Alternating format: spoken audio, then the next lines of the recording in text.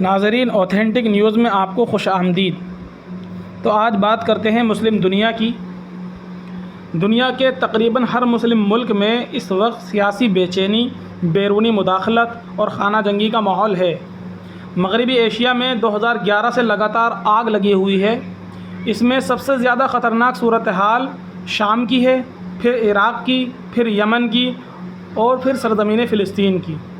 شام کے حالات انتہائی پیچیدہ ہیں۔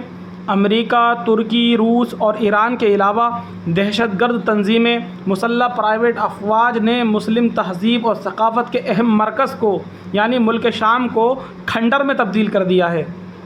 12 سال سے زائد طویل عرصے گزرنے کے بعد بھی وہاں تشدد اور خانہ جنگی میں کمی نہیں آئی، اور اندرونی ملک بھی سیاسی مذاکرات یا کسی مصالحتی عمل کو شروع کرنے میں ناکام رہا ہے، جو اس بات کی طرف اشارہ کرتا ہے کہ مستقبل قریب میں بھی وہاں امن قائم نہیں ہو پائے گا۔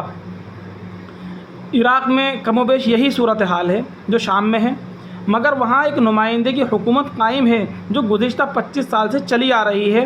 تصادم، خانہ جنگی اور برادر کشی کو کم کرنے میں کامیاب تھوڑی بہت رہی ہے، اور وہاں ایک ایسا نظام قائم ہو گیا ہے جو کسی بھی صورتحال سے نمٹنے کے لیے کوشش کرتی ہے۔ اور اگر عراق میں حکومت کی تئیں اعتماد کی یہی فضا بنی رہی تو ہو سکتا ہے کہ وہاں داخلی مسائل کو حل کیا جا سکے گا۔ عراق میں کرد باغی سر اٹھائے ہوئے ہیں، مختلف مسلکی گروہ ہیں اور دہشت گرد سرگرم ہیں، مگر خوش قسمتی کی بات یہ ہے کہ ایک جمہوری نظام وہاں عمل میں آ گیا ہے اور قریبی ممالک بھی حکومت کی مدد کر رہے ہیں۔ مغربی ایشیا اپنے غیر معمولی قدرتی و معدنی وسائل کے لیے پوری دنیا کی توجہ کا مرکز تو ہمیشہ سے رہا ہے۔ بڑی طاقتیں خطے میں مداخلت کر کے ان وسائل کا استحصال کرنا چاہتی ہیں۔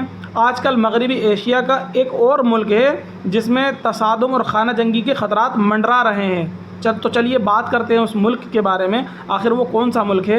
وہ ہے دوستو لبنان۔ اگرچہ لبنان یہاں خانہ جنگی کی ایک الگ داستان ہے، انتہائی خوبصورت آب و ہوا اور بہترین لوگوں کا مالک، بہترین قومیں اس میں موجود ہیں، اس کے باوجود اس گلدستے کو نظر لگ گئی اور عظیم معیشت کے اتحاد اور یکجہتی کو برباد کر دیا گیا۔